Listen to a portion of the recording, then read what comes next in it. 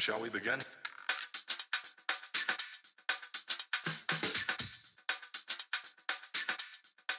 Let's begin now. All right, folks, welcome to a brand new episode of the Frankly Francisco podcast. A few days ago, I posted that I was going to take a break when it came to making some podcasts because I needed to rest my mind, going through some, you know, personal issues, mentally wise. But then this was the perfect opportunity for me to get on here and talk about some of this stuff. In the news lately, they've been talking about mental illness. You have a lot of athletes that are now coming out because there's always been a stigma around mental illness, but we are to the point now where it's an open forum and people can talk about it. So my issues are more of just trying to cope with trying to build something, like I said before, and I wanted to come on here and talk to you guys about all the different forms of mental illness that a lot of people put stigma around, and try to downplay and try to make excuses for people that they should grow up or they need to man up. And to me, a lot of that stuff is unfair. Some people are not built for certain things. Some people are not built to be able to handle certain things. For example, I'll take some of these athletes. The young lady who plays tennis, second ranked player in the world, pulled out of the French Open because she was feeling a bit overwhelmed, a bit depressed. And she was getting hounded on Twitter, on all these social websites because, oh, well, boo hoo, she's a millionaire. She, let her cry into her, bag of money. But people don't understand. And what people don't get, just because you are an athlete and just because you make millions of dollars does not mean you are happy. Some of the richest people in the world are some of the most depressed, some of the saddest, um,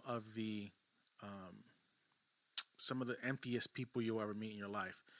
Prime examples, you have Anthony Bourdain, who took his life because of depression. You had Mac Miller took his life because of depression. You've had movie stars kill themselves because of depression, and people put a stigma around it because what? Because they had money. Money doesn't have anything to do with how your state of mind is. And when somebody says, well, if money can't make them happy, they can give it to me. Well, how would you know? You've never had money before. You don't know what the effects of that can do to you. People always claim to talk like that when they don't have money. When you have money, doesn't necessarily mean it fulfills everything that you have inside you. You still have holes money can't fill. And in cases of certain athletes, all they want to do is play the game. And they understand there's an obligation for them to come in and talk to the media, okay? But the media doesn't do their job per se, as in understanding the mind frame of a player.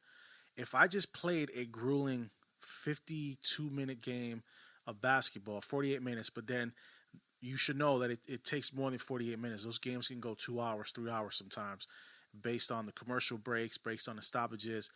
Man, and you're exhausted. You really want to come off that court and interview with somebody? I mean, the first thing you want to do is go in that locker room. You want to relax, wind down, take a shower, and chill out. I think one of the best things that's happened, it's not the best, but one of the things that's happened because of COVID is they haven't allowed media personnel inside the locker rooms of these athletes, football-wise or, baseball-wise or basketball-wise because of COVID. But it's brung to light, you know what I mean, the parts of the game that these athletes don't like. And having 50 mics stuffed in your face while you're sitting in the locker room is after you just got out of a shower playing a game is not something people want to do. And I understand it's part of the game. The media promotes the game. But there's so many outlets right now for these athletes to talk to different people. The media really doesn't have to be that big of an influence anymore. They're not. Because these athletes can reach out to people on their own through Twitter, through IG, through Facebook, through TikTok, putting up videos, sending messages out to their fans. They promote themselves. The media doesn't need to promote them anymore. Okay, the media is there because the media has a job to do. Some of these journalists are actually journalists. They want to write pieces. They actually want to report on these athletes and the things that they're doing. But some of these people, especially people like, and I hate to say it because the guy's made his way up, but Stephen A. Smith is one of these people that aggravates my soul. He talks out both sides of his mouth. One minute he's kissing these athletes behind, the next minute he's talking down to these athletes. This whole situation with Kwame Brown when he was talking this man down, there's videos of him talking this man down about his skill set, and then you think at some point the man is not going to come at him. Yo, that wears down on somebody. When you're a kid at 17 coming into the league and you're being beat down by one of the greatest basketball players of all time, Michael Jordan, and not getting support, man, that can wear on your mind. That can cause depression. That can cause you to have self-doubt. And this where it all comes to this stigma of, mental illness and depression. Kevin Love came out. He had anxiety, ran off the court the one time. This is nothing to be ashamed of. This is nothing that people should be, feel like you need to be, stuck in a sanitarium for.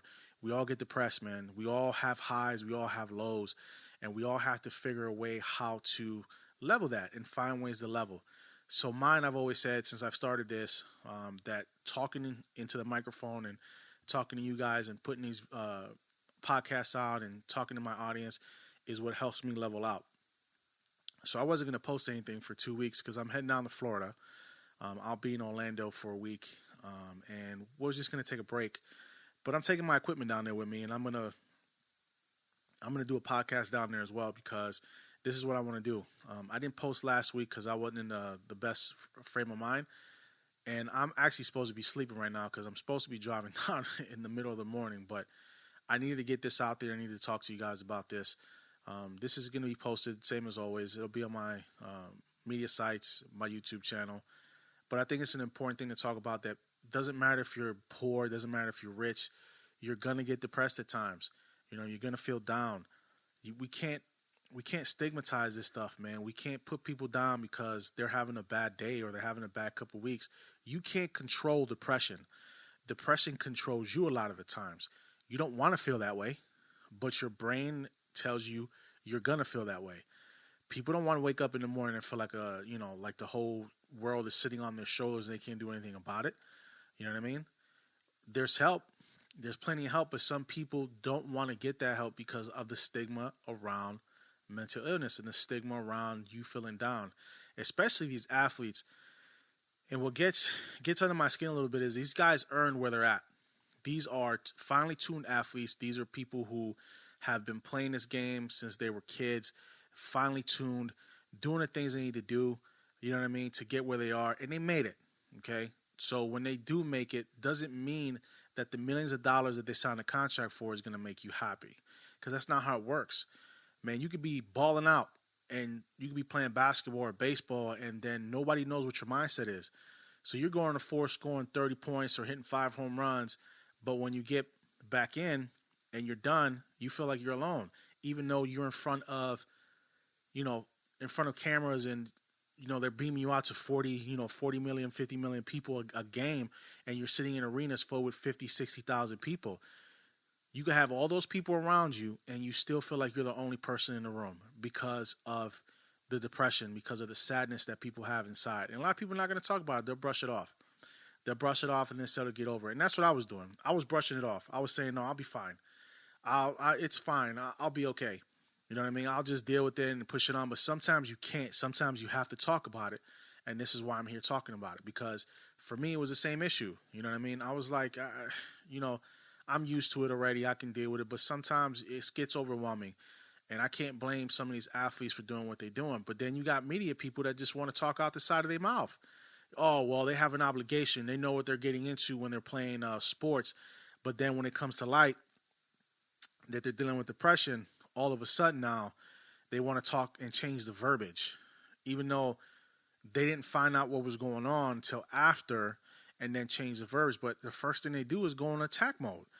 Just because it just go in attack mode. And it's sad that this is where we are in the generation now, where we want to attack people first before finding out what's really going on, before finding out what the truth is about what was said and how that person is feeling.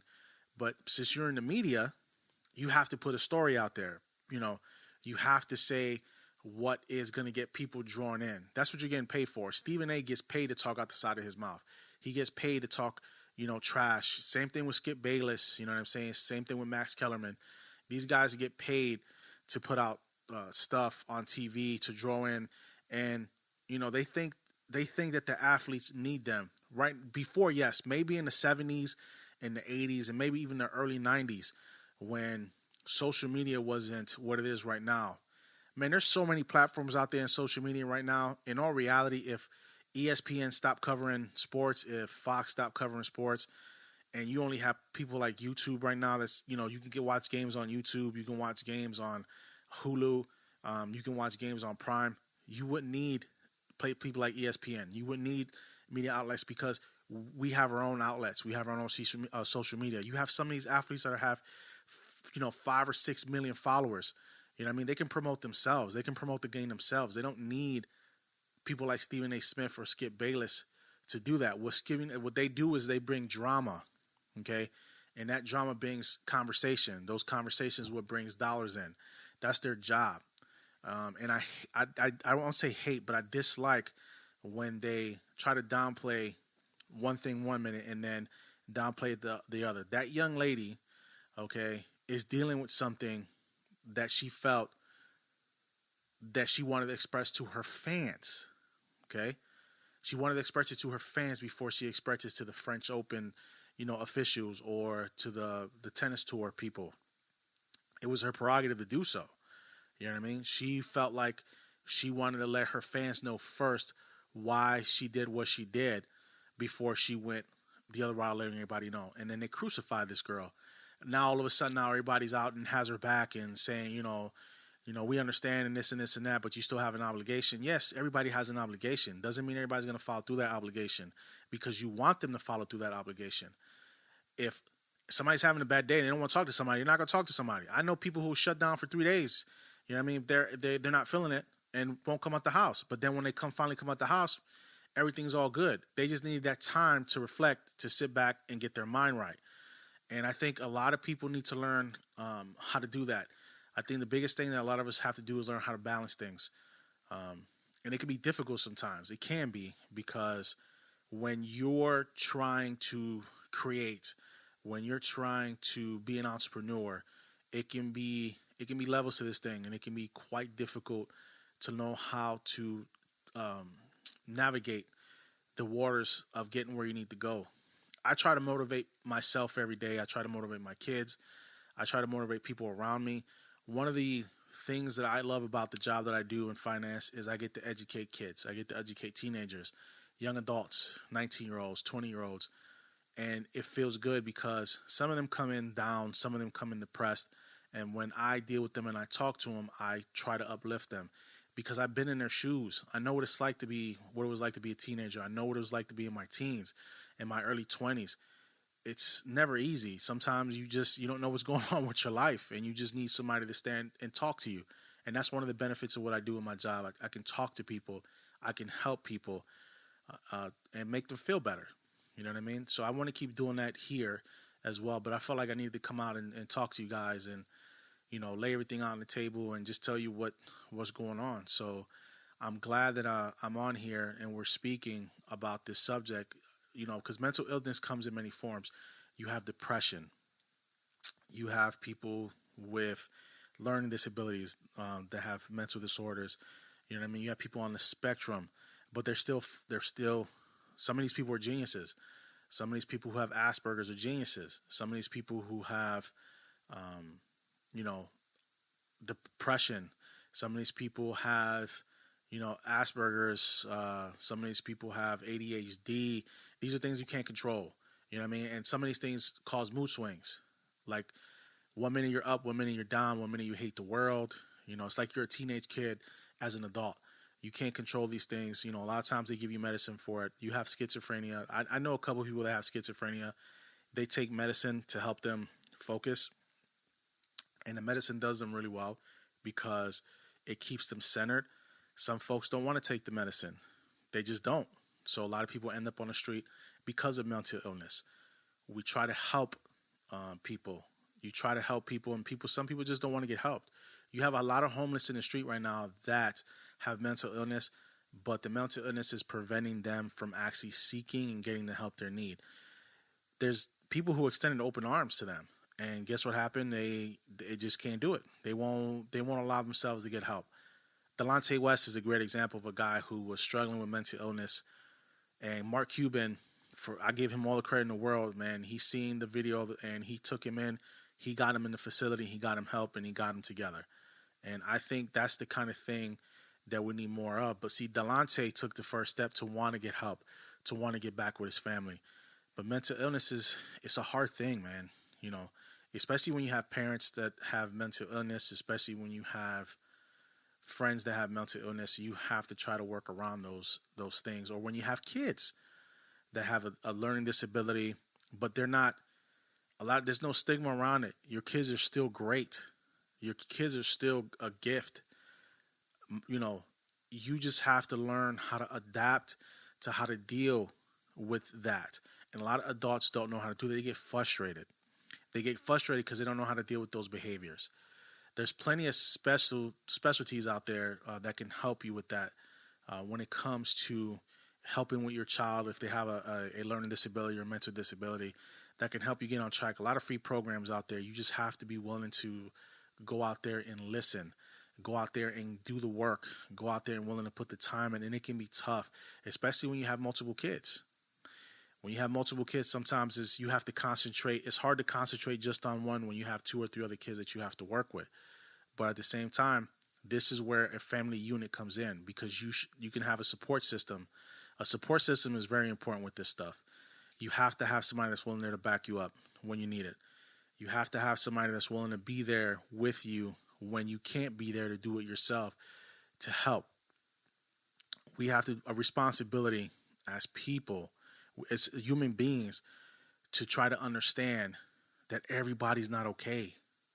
Everybody's not okay. A lot of people won't be okay.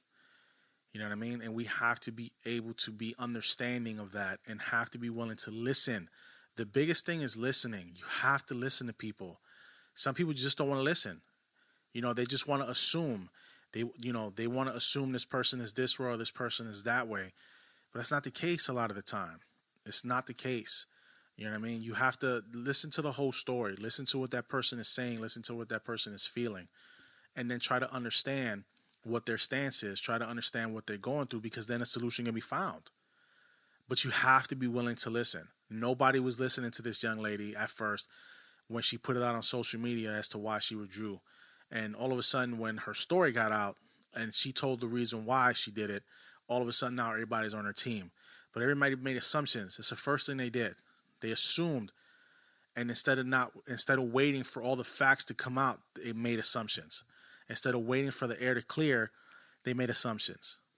And I think that's where the mistake comes in with people. Don't make assumptions. You know what I mean? Wait for the story to come out. But we sensationalize everything. Everything gets sensationalized. Doesn't matter what it is.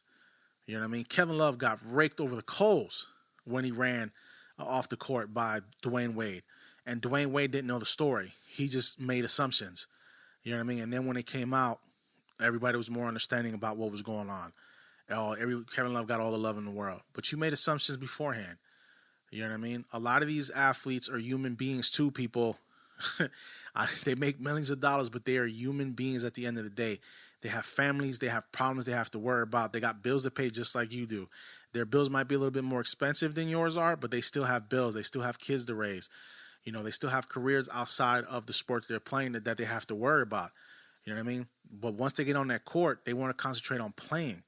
They don't want to have to worry about them, having to worry about talk to 500 different people in the media, because that's going to make things a little bit more difficult for people to do every time they have to do that.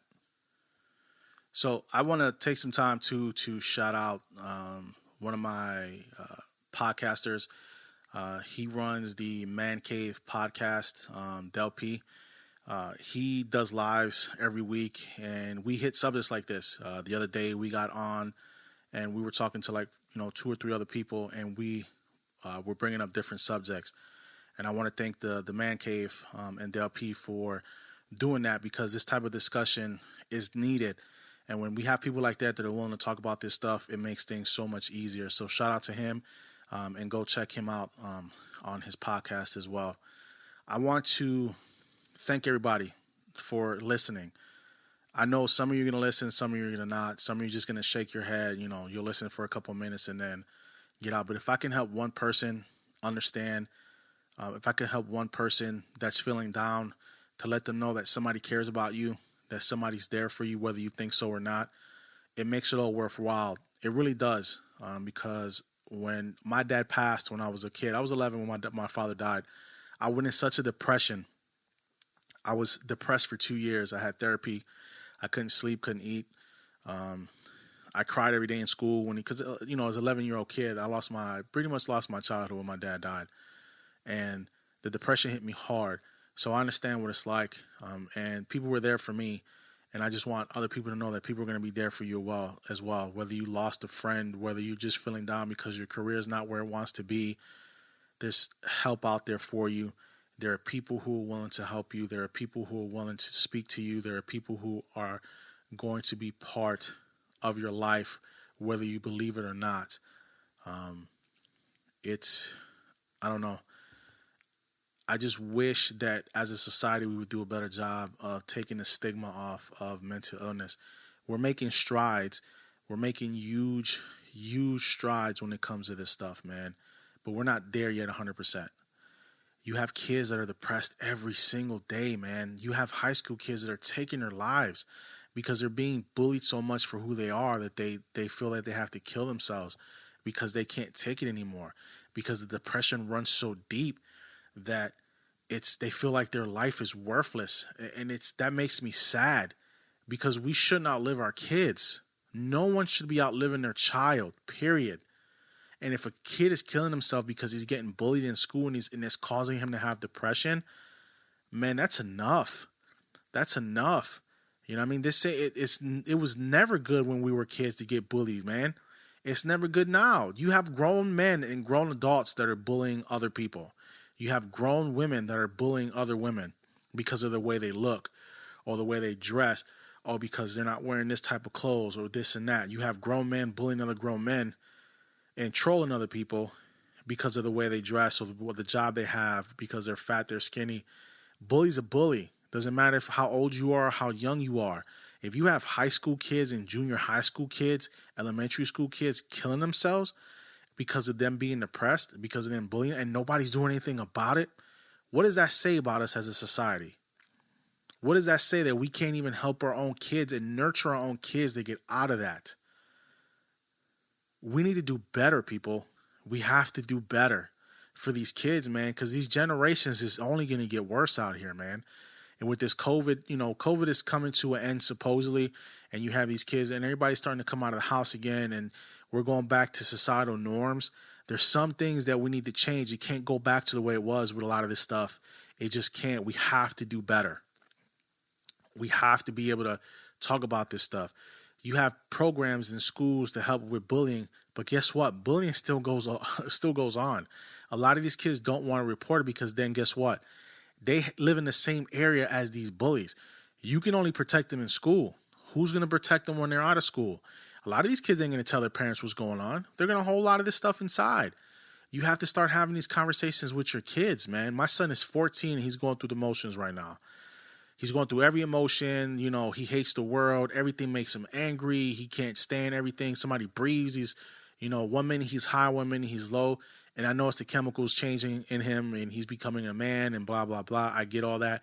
But I'm trying to talk to him more like an adult to let him know, listen, we can have these conversations. If there's something bothering you, can come tell me. And I know all kids are not going to go to their parents, whether we want to be open with our kids or not, but we have to look for the signs. We have to look for the signs. The only way we do that is to pay attention to your kids, man. Pay attention to your kids. See how they're acting. Are they slumped?